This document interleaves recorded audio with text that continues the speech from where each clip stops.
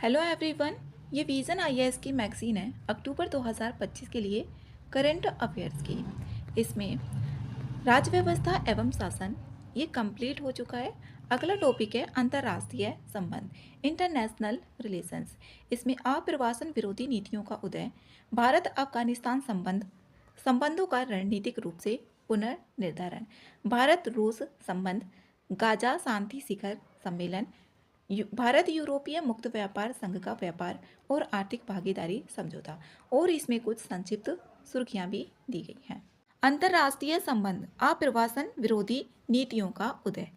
इसमें हाल के वर्षों में पश्चिमी लोकतंत्र को लेकर एशिया के कुछ हिस्सों तक विश्व भर में आप्रवासन विरोधी व्याख्यान, विरोध प्रदर्शन और नीतियों को उल्लेखनीय इसमें वृद्धि देखी गई है। जो आप्रवासन विरोधी व्याख्यान है उसमें वृद्धि हुई है, ऐसा इसमें बताया गया है।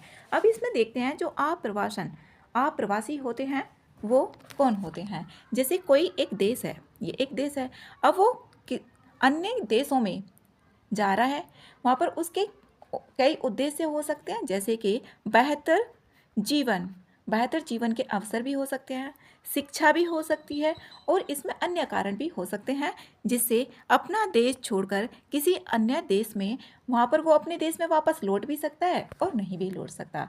तो यहाँ पर यही है कि शिक्षा, बेहतर जीवन जीने के लिए अपने देश को छोड़कर किसी दूसरे देश में बसने का वो निर्णय ले लेता है। आप्रवासी वही बोला जाता है। इसमें जैसे यहाँ पर कुछ हालिया उदाहरण भी देखे गए हैं। हाल ही में इसमें विरोध की बात की गई है जो आप्रवासन हो रहा है। हाल ही में अमेरिकी प्रशासन द्वारा H1B जो वीज़ा है इसकी शुल्क में की गई वृद्धि।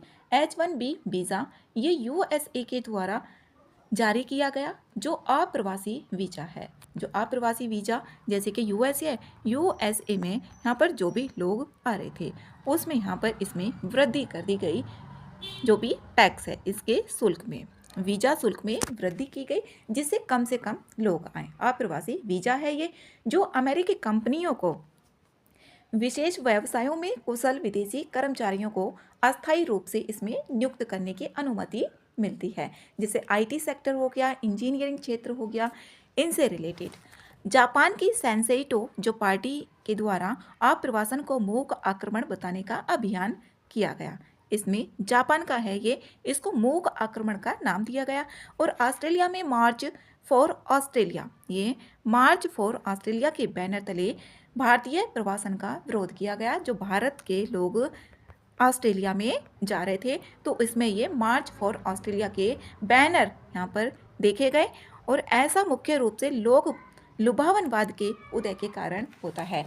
जो आप्रवासन विरोधी नीतियों का उदय, उसके कारण कौन कौन से होते हैं आप्रवासन के, जैसे इसमें आर्थिक चिंताएं हो सकती हैं, सांस्कृतिक असुरक्षा की भावना हो सकती है, और राजनीतिक लोक लुभावनवाद का भी कारण होता है।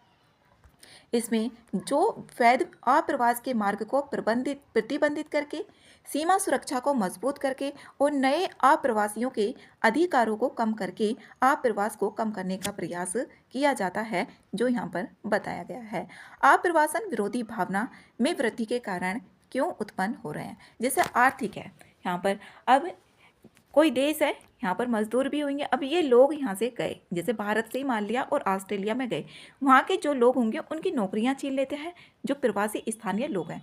यहाँ पर ये बताया गया आर्थिक में प्रवासी नौकरियाँ, जो प्रवासी स्थानीय लोग होते हैं, स्थानीय लोगों की नौकरियां छीन लेते हैं और निम्न कौशल वाले क्षेत्र में ये वेतन को कम कर देते हैं। अब जैसे यहाँ पर जैसे ऑस्ट्रेलिया, इसमें जो भी मजदूर हैं उनका जो वेतन था, अब यहाँ से गए, भारत से गए, एग्जाम्पल है, भारत से गए कुछ लोग, और वहाँ पर जो मजदूरी थी मान लिया 1000 रुपये थी।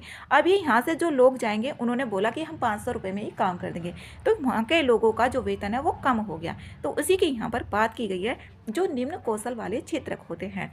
कल्याण सुनिश्चित करना कठिन हो जाता है इससे लोगों का। उदाहरण के लिए जैसे नौकरी छूटने और वेतन कम होने का डर ब्रिटेन में ब्रेक्जिट के समर्थन का एक बड़ा कारण था। अब ब्रिटेन में ब्रेक्जिट का मतलब जो था ये 2016 में 23 जून 2016 को एक जनमत संग्रह कराया गया था। यूके का ईयू से अलग होना था। इसमें जो यूके है, यूनाइटेड किंगडम का यूरोपियन यूनियन से अलग होना था, इससे बाहर निकलना था। तो इसमें जनमत संग्रह हुआ था और 52% मतदाताओं ने ईयू छोड़ने के पक्ष में ही मतदान किया था कि यूके ईयू को छोड़ दे। इसमें 52% वोट भी हुए और यूके आधिकारिक तौर पर 31 जून 2020 को इस संघ से अलग भी हो गया था। तो इसमें वही है कि नौकरी छूटने और वेतन कम होने का डर भी इसमें देखा गया था, एक प्रमुख कारण था। सामाजिक और सांस्कृतिक प्रवासियों को राष्ट्रीय पहचान, भाषा, धर्म और परंपराओं के लिए भी खतरा माना जाता है, क्योंकि सांस्कृतिक अब भारतीय संस्कृति अलग है और वहाँ के लोगों की संस्कृति अलग है। अब प्रवासियों को राष्ट्रीय पहचान, भाषा, धर्म और परंपराओं के लिए भी खतरा माना जाता है। इसमें जो सांस्कृतिक पहचान के संबंध में भी चिंता बढ़ जाती है, जैसे यूरोप और संयुक्त राज्य अमेरिका में आप्रवासन विरोधी भावनाओं का बढ़ना देखा जा रहा है। राजनीतिक इसमें लोक लुभावनवादों का, राष्ट्रवादी नेता चुनाव में समर्थन पाने के लिए लोगों के आप्रवासन से संबंधित डर, जैसे कि बेरोजगारी, वहाँ पर बेरोजगारी होगी, अपराध, कल्याणकारी तनाव का लाभ भी उठाते हैं, जो राजनीतिक लोक लुभावन से प्रेरित होकर। अब जैसे उदाहरण है यहाँ पर इटली की प्रधानमंत्री जो जियोर्जिया मेलोनिया, उन्होंने तर्क दिया कि देश को प्रवासियों के हमले का सामना करना पड़ रहा है, प्रवासियों के हमले का सामना करना पड़ रहा है, इटली में ऐसा बताया गया। सुरक्षा के लिए भी यहाँ पर अवैध घुसपैठ, आतंकवाद या संगठित अपराध से जोड़ते हैं, इसको सुरक्षा से रिलेटेड इसको जोड़कर। जैसे 9/11 के बाद यूएसए में सख्त आवर्जन कानून लागू किया गया। इसमें आवर्जन जो होता है अप्रवासियों का एक समूह या संख्या होती है। अप्रवासियों जैसे कि यहाँ पर अप्रवासियों उनका एक समूह या संख्या होती है, उसी को ही आवर्जन कहा जाता है।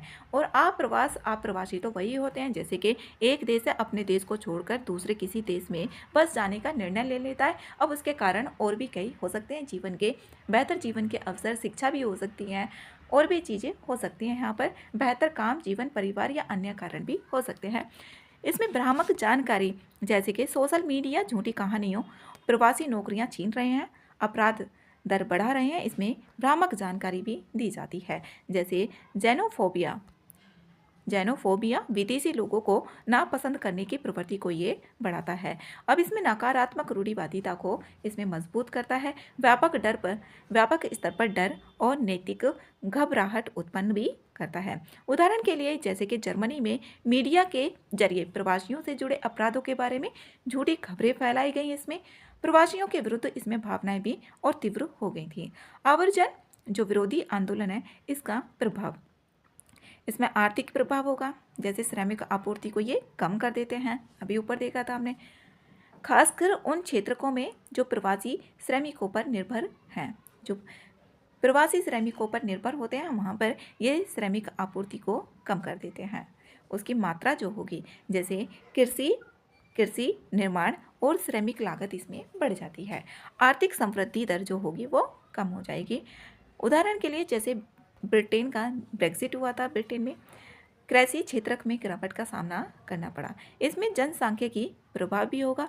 विकसित देशों में वृद्ध, यहाँ पर जो विकसित देश हैं उसमें जो ज़्यादातर जनसंख्या है वो वृद्ध है, आबादी के संकट और गंभीर बना सकती है उसको, और इससे कार्यशील आयु के करदाताओं, अब वहाँ पर वृद्ध संख्या है और ये लोग गए वहाँ पर युवा हैं, तो इन लोगों को ज़्यादा रोजगार मिलने की संभावना होगी, तो इसे जनसांख्यिकी प्रभाव भी पड़ेगा। जैसे जापान और यूरोपियन यूनियन में बुजुर्गों की बढ़ती आबादी के कारण श्रमिकों की कमी हो गई है। वहाँ पर सामाजिक सांस्कृतिक, इसमें सख्त आवर्जन कानून संभावित रूप से बहुसांस्कृतिक आदान प्रदान को कम कर सकते हैं और सामाजिक सामंजस्य को ये बाधित कर सकते हैं। नवाचार में इसमें कमी होगी, जैसे यहाँ पर कौशल युक्त प्रवासियों पर रोक लगाने से अब यहाँ पर जो कौशल युक्त, यहाँ पर जो आवर्जन है उस पर प्रतिबंध लगाया जा रहा है, तो यहाँ पर नवाचार और शोध क्षमता स्टार्टअप्स में भी कमी आ सकती है अगर प्रवासियों पर रोक लगा दी जाती है। जैसे उदाहरण के लिए यहाँ पर देश के $1 बिलियन मूल्य के 55% स्टार्टअप्स में कम से कम एक संस्थापक प्रवासी था। National foundation for American policy के अनुसार है ये, और राजनीतिक प्रभाव भी इसमें होंगे, जैसे सख्त नीतियों के कारण अब कोई देश है और अप्रवासियों से रिलेटेड कोई सख्त नीति को बना देता है। पड़ोसी या मूल देशों के साथ संबंध खराब हो सकते हैं क्योंकि लोगों को देश से निकाला जा सकता है। अब जो लोग आ रहे थे उनको ज़बरदस्ती बाहर निकाल दिया और भेदभावपूर्ण वीज़ा नियम भी लागू किए जा सकते हैं, जैसे यूएसए का H-1B वीज़ा है, तो इसमें शुल्क दर जो थी उनको बढ़ा दिया गया था। अवैध आप्रवासन को रोकने के लिए उठाए गए कदम, यहाँ पर उठाए गए कदम ये भारत का है जो राष्ट्रीय नागरिक रजिस्टर है, ये एक नागरिक सूची होती है NRC। अब जैसे कोई देश है, किसी देश के सभी वैध नागरिकों द्वारा एक आधिकारिक रजिस्टर होता है। जैसे एक देश है भारत है, अब इस देश में जो भी नागरिक है उनके पास में एक वैध आधिकारिक रजिस्टर है। अब जिसे अवैध प्रवासियों की पहचान करने, उन्हें निर्वासित करने के उद्देश्य से इसको बनाया जाता है। जो भी देश में अवैध प्रवासी हैं उनको निकाला जा सकता है कि तुम्हारे पास तो वैध आधिकारिक रजिस्टर नहीं है, इसलिए इसको मनाया जाता है यहाँ पर NRC को। अब पहली बार इस समस्या से निपटने के लिए 1951 में असम में ये बनाया गया था भारत में। आवर्जन और विदेशी विषयक जो विधेयक 2025 है, यह केंद्र सरकार को भारत में आने और जाने वाले लोगों के लिए पासपोर्ट या दूसरे यात्रा दस्तावेज आवश्यकता निर्धारित करने के बारे में नियम बनाने का ये अधिकार देता है। आवर्जन और विदेशी विषयक विधेयक 2025 भारत को क्या प्रतिक्रिया देनी चाहिए, इसमें भारत का व्यू है। अब इसमें मेजबान देशों के साथ कूटनीतिक वार्ता होनी चाहिए और प्रवासी कूटनीति का लाभ भी उठाया जाना चाहिए और स्थानीय स्तरों पर जो अवसर हैं उनमें वृद्धि करनी चाहिए। जैसे भारत में सूचना प्रौद्योगिकी, स्वास्थ्य सेवा, विनिर्माण आदि जो क्षेत्र हैं उसमें उच्च गुणवत्ता वाली नौकरियों के अधिक अवसर सृजित किए जाने चाहिए, जिससे अप्रवास को बढ़ावा देने वाले कारणों को कम किया जा सके, कम करने में मदद मिलेगी। और जो भ्रामक जानकारी जैसे सोशल मीडिया है वो ज़्यादा बढ़ा चढ़ा कर दिखा देती है, तो भ्रामक जानकारी और जेनोफोबिया का जो भी प्रतिकार है उसको कम किया जाए। अब इसमें निष्कर्ष की बात करते हैं। संपूर्ण विश्व में अप्रवासन विरोधी भावना का बढ़ना, गहन आर्थिक चिंताएं, सांस्कृतिक असुरक्षा भी होगी क्योंकि दूसरे देश के नागरिक जा रहे हैं, राजनीतिक लुभावनवाद को ये दर्शाता है जो अप्रवासन विरोधी भावना है।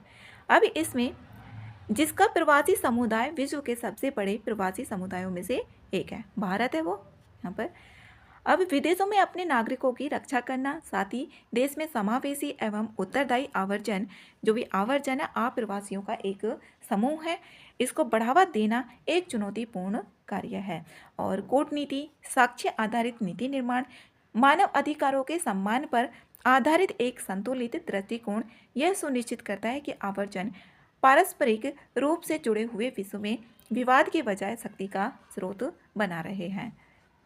इसमें अगला आर्टिकल है भारत अफगानिस्तान संबंधों का रणनीतिक रूप से पुनर्निर्धारण। ये सुर्खियों में इसलिए रहा क्योंकि जो तालिबान के नेतृत्व में अफगानिस्तान सरकार है उसके विदेश मंत्री भारत के विदेश मंत्री के साथ में द्विपक्षीय वार्ता करने के लिए नई दिल्ली आए। जो तालिबान के नेतृत्व वाली अफगानिस्तान सरकार है उसके विदेश मंत्री भारत में आए, अभी द्विपक्षीय वार्ता इन्होंने की। इसमें अफगानिस्तान के विदेश मंत्री को संयुक्त राष्ट्र सुरक्षा परिषद द्वारा भारत की यात्रा के लिए दी गई विशेष यात्रा छूट के बाद ऐसा हुआ है। और ये छूट किसके द्वारा? संयुक्त राष्ट्र सुरक्षा परिषद द्वारा भारत की यात्रा के लिए दी गई और ये भारत की पहली मंत्री स्तरीय यात्रा है तालिबान द्वारा अफगानिस्तान सरकार पर अधिकार किए जाने के बाद अगस्त 2021 में। इसमें अफगानिस्तान की स्थिति ये है, इधर यहाँ पर ईरान है और इधर पाकिस्तान है और अफगानिस्तान की कैपिटल है ये काबुल। इधर यहाँ पर ये लैंड लॉक्ड कंट्री है, इधर यहाँ पर तुर्कमेनिस्तान, उज्बेकिस्तान, इधर ताजिकिस्तान, ईरान और पाकिस्तान है। यात्रा के प्रमुख जो परिणाम है वो राजनयिक संबंध रहे और संपर्क, जो पाकिस्तान, भारत और अफगानिस्तान एयर फ्रेंट कॉरिडोर की इसमें शुरुआत की गई। अवसंरचना और ऊर्जा, जैसे दोनों पक्षों ने हेरात में भारत अफगानिस्तान मैत्री बांध सलमा बांध के लिए भारत के समर्थन की सराहना भी इसमें की है। भारत अफगानिस्तान में जल विद्युत जो परियोजना है उस पर भी सहयोग करने के लिए सहमत हुआ है।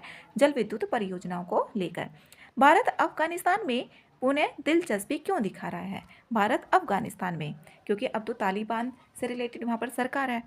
तो रणनीतिक हितों की रक्षा के लिए, जैसे आतंकवाद का विरोध करने से संबंधित al Qaeda, Islamic state, Khorasan province, ISKP, लश्कर ए तैयबा, जैश ए मोहम्मद जैसे जो संगठन है उसकी मौजूदगी एक गंभीर खतरा बनी हुई है। इसलिए भारत अफगानिस्तान में एक दिलचस्पी दिखा रहा है जिससे आतंकवाद का विरोध किया जा सके। काबुल की सुरक्षा प्रतिबद्धताएं यहाँ पर एग्जाम्पल के लिए देख सकते हैं, जिसे अफगानिस्तान के विदेश मंत्री ने यह विश्वास दिलाया, जो अफगानिस्तान के विदेश मंत्री आए भारत में, अफगानिस्तान की भूमि का उपयोग भारत के विरुद्ध शत्रुतापूर्ण गतिविधियों के लिए नहीं करेगा। इसमें ऐसा अफगानिस्तान ने बोला है कि अफगानिस्तान की भूमि का उपयोग भारत के विरुद्ध शत्रुतापूर्ण गतिविधियों के लिए नहीं किया जाएगा, ऐसा बताया है। भू राजनीतिक संतुलन और प्रतिद्वंदी रास्तों का प्रबंधन, जैसे पाकिस्तान का प्रभाव कम किया जाएगा और चीन के रणनीतिक विस्तार पर रोक लगाई जाएगी। भू राजनीतिक परिदृश्य पर हावी होने से रोकना भी है इसका उद्देश्य। और रणनीतिक निवेशों की सुरक्षा भी की जाएगी। 500 से अधिक परियोजनाओं में, जो 500 से अधिक परियोजनाएं हैं, भारत ने अफगानिस्तान के अलग अलग प्रांतों में 500 से अधिक परियोजनाएं जो भारत द्वारा चलाई जा रही हैं, इसमें 3 बिलियन अमेरिकी डॉलर निवेश किया है, जैसे विद्युत, जल, सड़कें, स्वास्थ्य सेवा, शिक्षा, कृषि और क्षमता निर्माण इसमें शामिल है। वैश्विक और क्षेत्रीय परिप्रेक्ष्य इसमें देखते हैं, जैसे मास्को फॉर्मेट यूनिटी है। मास्को फॉर्मेट यूनिटी, इसमें भारत ने चीन, ईरान, पाकिस्तान, मध्य एशियाई देशों और रूस के साथ में, इसमें ये देशों और रूस के साथ में अफगानिस्तान पर 7वें मास्को फॉर्मेट परामर्श में हिस्सा लिया है। भारत ने दोहराया है कि सुरक्षित, शांतिपूर्ण और स्थिर अफगानिस्तान वहाँ के लोगों, क्षेत्रीय जो समुत्थानशीलता है, वैश्विक सुरक्षा के लिए आवश्यक है। ये भारत ने ऐसा बताया है। रूस की मान्यता, रूस ने यहाँ पर इस्लामिक अमीरात ऑफ अफगानिस्तान को मान्यता दे दी है औपचारिक रूप से। रूस ने जो इस्लामिक अमीरात ऑफ अफगानिस्तान है, जिससे तालिबान शासन को वैधता मिल गई है। रूस ने ऐसा इसको मान्यता दे दिया। अब तालिबान को, जो तालिबान शासन है, इसको वैधता मिल गई है। इस क्षेत्र में मास्को का बढ़ता प्रभाव और मजबूत हो गया है। यहाँ पर मास्को का प्रभाव मजबूत हो गया है क्योंकि रूस ने इसको तालिबान शासन को वैधता कि हाँ ये सही है। अमेरिका का रणनीतिक रुख, अमेरिका का क्या है, जो बगराम एयरबेस है, इसमें पुनः दिलचस्पी दिखाई है किसने, USA ने, और जिससे अफगानिस्तान के रणनीतिक क्षेत्र में इसकी वापसी का संकेत भी मिलता है। अफगानिस्तान के जो रणनीतिक क्षेत्र हैं, इसमें वापसी का संकेत मिल रहा है कि अमेरिका वापस जा रहा है, जो बगराम एयरबेस है। चीन की रणनीतिक पहल, चीन की रणनीतिक पहल क्या है, जो BRI है, चीन का बेल्ट एंड रोड इनिशिएटिव। इसमें चीन, पाकिस्तान और अफगानिस्तान के बीच में त्रिपक्षीय ये सहयोग को बढ़ावा दे रहा है। एक तो अफगानिस्तान, चीन और पाकिस्तान, तीनों देश त्रिपक्षीय हो गया, और इसका उद्देश्य यही है कि अफगानिस्तान का चीन पाकिस्तान आर्थिक जो यहाँ पर जोड़ना है, CPEC है, अफगानिस्तान को भी चीन और पाकिस्तान के आर्थिक गलियारे से। इसलिए जो चीन है अपनी ये गतिविधियां ज़्यादा दिखा रहा है वहाँ पर। भारत के लिए चुनौतियां एक जटिल राजनीतिक परिदृश्य में ये आगे बढ़ना, जैसे औपचारिक मान्यता का यहाँ पर अभाव है। भारत ने तालिबान सरकार को औपचारिक रूप से मान्यता नहीं दी है। भारत ने अभी अनौपचारिक ही बोला है, औपचारिक तरीके से नहीं बोला है, जिससे कूटनीतिक और संस्थागत सहयोग का दायरा सीमित हो गया है। इसमें कूटनीतिक अब यहाँ पर औपचारिक बोला ही नहीं है। अगर औपचारिक बोला जाता तो कूटनीतिक और जो संस्थागत सहयोग है उसका दायरा ज़्यादा होता। कूटनीतिक दुविधाएं भी हैं यहाँ पर। भारत केवल पाकिस्तान का मुकाबला करने के लिए एक दमनकारी शासन के साथ हाथ मिलाता है, जिससे नैतिक विश्वसनीयता इसमें खो देगा। सामरिक हितों और मानवीय चिंताओं के बीच संतुलन स्थापित करना, जैसे तालिबान द्वारा महिलाओं और धार्मिक स्वतंत्रता पर लगाए गए प्रतिबंधों से मानवाधिकारों के उल्लंघन के बारे में चिंताएं भी उत्पन्न हुई हैं। किससे? महिलाओं और जो धार्मिक स्वतंत्रता है इन पर प्रतिबंध लगा दिया गया है, जो मानवाधिकारों का उल्लंघन भी दिखाती हैं। इसमें निष्कर्ष, तालिबान के साथ भारत का एक नया जुड़ाव पहले के वैचारिक द्वंद्व के बजाय रणनीतिक हितों को प्राथमिकता देकर जो व्यवहारिक बदलाव है उसको ये दर्शाता है। और भारत की सीमाओं को सुरक्षित रखने, भारत की जो सीमा है उसको सुरक्षित रखा जा सकेगा। रणनीतिक शत्रुओं के प्रभाव का मुकाबला करने के लिए ये आवश्यक है, ज़रूरी है। और आतंकवाद से रिलेटेड भी इसमें लिखा जा सकता है, जो स्टार्टिंग में था। जटिल सहभागी के साथ जुड़ने का अर्थ उसका समर्थन करना नहीं, बल्कि दूरी बनाए रखने के बजाय वार्ता करने का एक व्यवहारिक विकल्प है। तो इसमें यहाँ पर भारत ने इसको एक औपचारिक मान्यता नहीं दी है, अनौपचारिक मान्यता ही दी गई है भारत के द्वारा। भारत रूस संबंध के बारे में देखते हैं। रूस और भारत के बीच रणनीतिक साझेदारी की घोषणा की गई। इसमें 25वीं वर्षगांठ बनाई गई है। भारत और रूस के बीच में 25वीं वर्षगांठ बनाई गई और घोषणा पत्र पर ये 2000 में हस्ताक्षर किए गए थे। तो 2025 में इसके 25 वर्ष पूरे हो गए हैं। और 22 में जो वार्षिक शिखर सम्मेलन हुआ था, इसमें नियमित शासनाध्यक्ष, जो भी स्तरीय बैठकें और मंत्री स्तरीय वार्ता जैसे विभिन्न क्षेत्रों के कार्य समूह ने साझेदारी को संस्थागत रूप दिया, जिससे निरंतरता और गंभीरता सुनिश्चित हुई है। इसमें राजनीतिक, सुरक्षा, आर्थिक रक्षा और सांस्कृतिक क्षेत्रों में द्विपक्षीय सहयोग को भी बढ़ावा दिया गया, जैसे कि 2+2 वार्ता भी होती है भारत और रूस के बीच में। अब इसमें यहाँ पर राजनीतिक और राजनयिक तालमेल, इसमें मंत्री स्तरीय आदान प्रदान, 2+2 वार्ता, अब UN और G20, ब्रिक्स, SCO, इसमें ये दोनों शामिल है, भारत भी और रूस भी शामिल है। साझा मंचों के माध्यम से घनिष्ठ रूप से ये समन्वय भी करते हैं भारत और रूस। भारत भी संयुक्त राष्ट्र सुरक्षा परिषद में स्थायी सीट लेने के लिए भारत की दावेदारी का यहाँ पर समर्थन करता है रूस। जो संयुक्त राष्ट्र सुरक्षा परिषद है कि भारत को उसमें अस्थायी, अभी तो अस्थायी है लेकिन स्थायी सीट उसमें मिल सके। उसमें 5 तो होते हैं परमानेंट और प्लस के जो 10 होते हैं अस्थायी सदस्य होते हैं, हर बार से इनको लिया जाता है। रक्षा और संरक्षा, रूस भारत का सबसे बड़ा सैन्य उपकरण आपूर्तिकर्ता भी है। रूस भारत को सबसे बड़ा सैन्य उपकरण भी देता है, सप्लाई करता है भारत को। ये Stockholm International Peace Research Institute SIPRI की रिपोर्ट के अनुसार है कि रूस से यहाँ पर कितना आयात किया है। भारत ने 36% हिस्सा जो है वो आयात किया है। ये इम्पोर्टेंट है प्रीलिम्स के लिए। ये सिप्री की जो रिपोर्ट है उसके अनुसार है, आयात किया है भारत ने रूस से 36%। और इसमें S-400 जो एयर डिफेंस सिस्टम है, MiG-29 के नेवल फाइटर एयरक्राफ्ट जैसे उपकरण इसमें शामिल है। खरीदार विक्रेता मॉडल से आगे बढ़कर उन्नत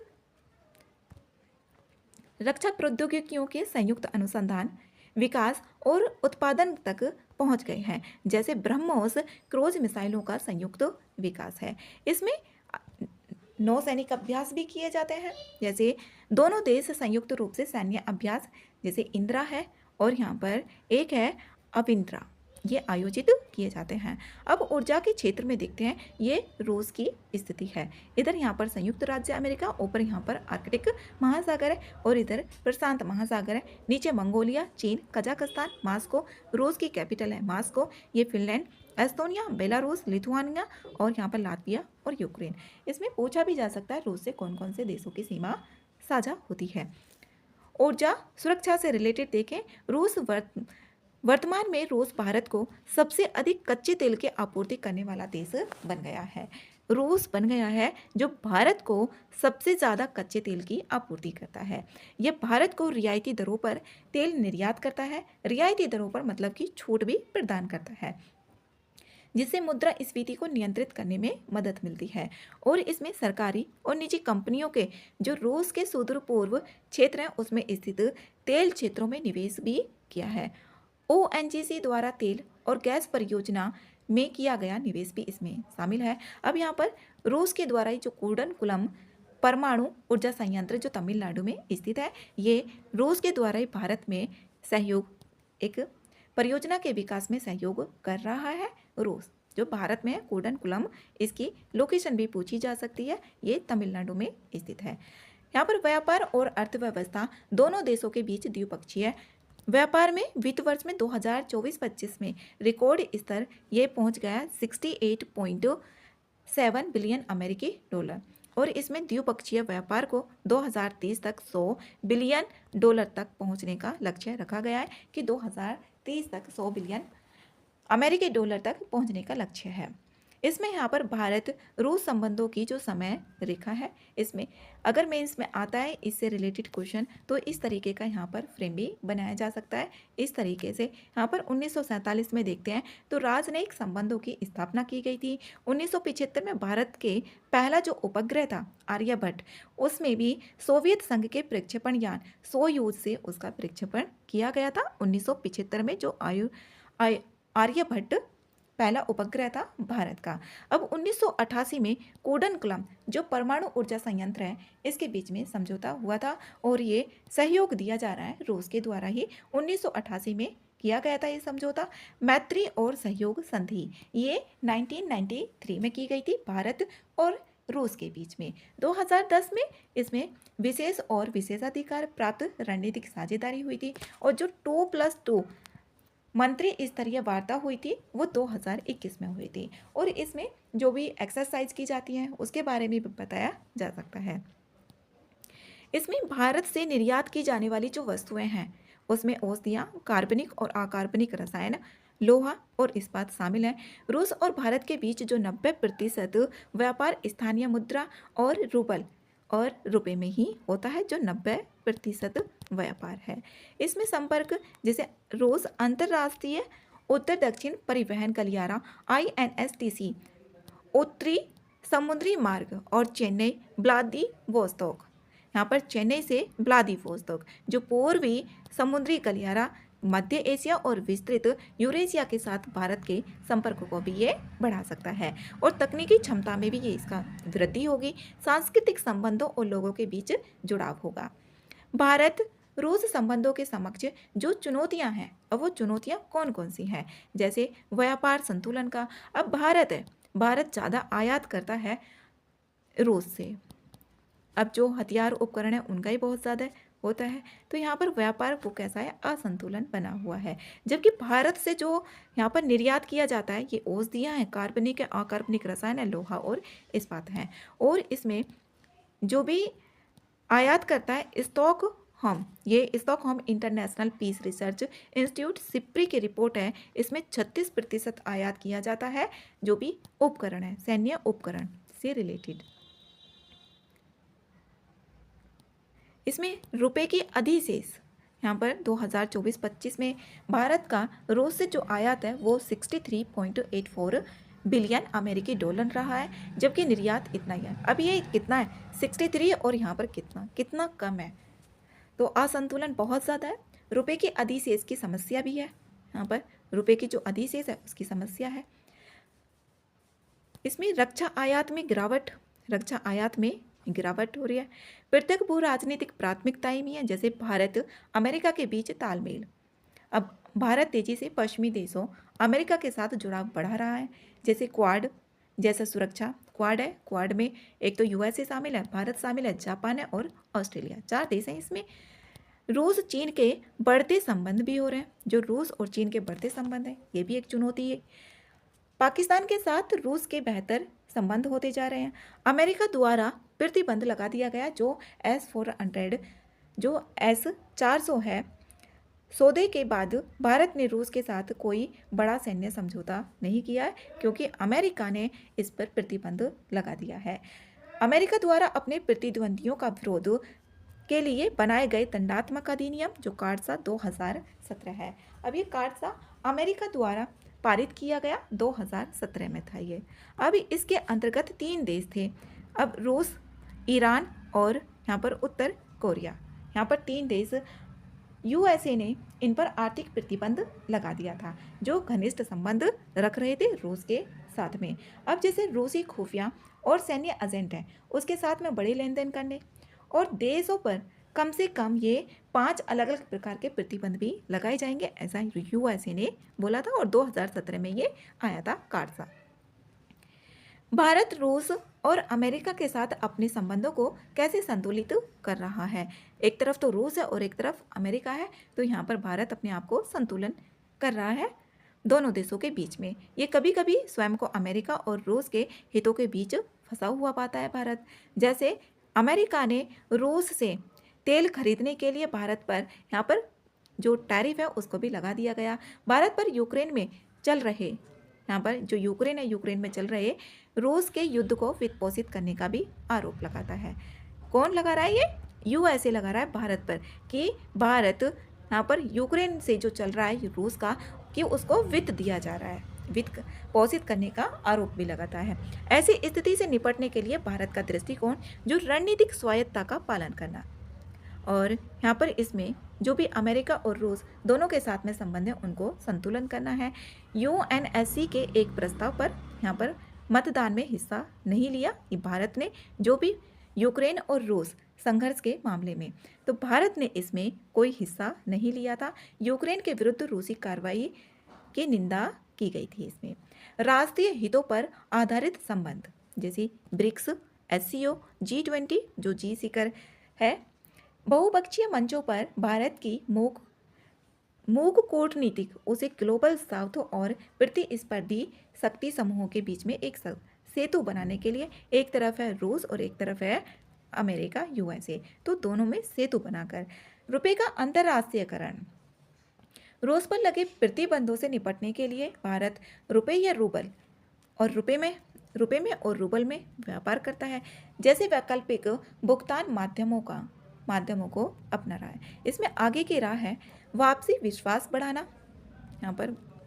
आपसी विश्वास बढ़ाना है, जैसे कि रूस चीन भारत अमेरिका संबंधों को लेकर चिंताएं हो रही हैं। अब जो रूस है वो चीन की तरफ और पाकिस्तान की तरफ जा रहा है। टीयर 2 कूटनीतिक को मजबूत करना, जो टीयर 2 कूटनीतिक है जिसे नई पीढ़ी है और शैक्षणिक समुदाय के साथ में संपर्क मजबूत है उसको करना, जो भी संपर्क हो रहे हैं उसको मजबूत करना, और रूस में भारतीय पत्रकारों को भेजना। टीयर 2 के अंतर्गत नई पीढ़ी और यहाँ पर शैक्षणिक समुदायों के साथ में उसको ही बोला जाता है। व्यापार में विविधता लाना, व्यापार में विविधता भी लाना। अब जैसे भारत से निर्यात तो 4 पॉइंट कुछ का किया जा रहा है, जबकि रूस से 63 पॉइंट कुछ का आयात किया जा रहा है, तो कितना बड़ा इसमें डिफरेंस है, बहुत ज़्यादा है। बीओपी असंतुलन है इसमें। कपड़ा, कृषि जैसे पारंपरिक क्षेत्र के उत्पादों को भी शामिल करना चाहिए, जिससे रूस में भारत का निर्यात बढ़ेगा। अब इसमें संयुक्त अनुसंधान सह विकास को बढ़ावा देना, यूरेशियाई आर्थिक संघ जो EU है इसके साथ में मुक्त व्यापार समझौते FTA को अंतिम रूप देना, और रूस इसका एक अहम सदस्य भी है। परमाणु ऊर्जा के क्षेत्र में सहयोग को बढ़ावा देना, कृत्रिम बुद्धिमत्ता, साइबर सुरक्षा और गैर पारंपरिक क्षेत्रों में सहयोग को भी बढ़ावा देना। अब इसमें निष्कर्ष है भारत रूस संबंधों का भविष्य, जो भारत और रूस है इन संबंधों का भविष्य दोनों देशों की अपनी साझेदारी को उभरती हुई वैश्विक वास्तविकताओं के अनुसार ढालने की क्षमता पर यह निर्भर करता है। जो वास्तविकता क्या होगी? रक्षा, ऊर्जा जैसे क्षेत्रों से आगे बढ़कर तकनीकी नवाचार और लोगों के बीच में जो भी संबंध तक साझेदारी का विस्तार भी करना चाहिए, रक्षा में भी और ऊर्जा में भी। और इसमें यहाँ पर कुडनकुलम का भी दिया जा सकता है, और भी इसमें बहुत सारे एग्जाम्पल दिए जा सकते हैं।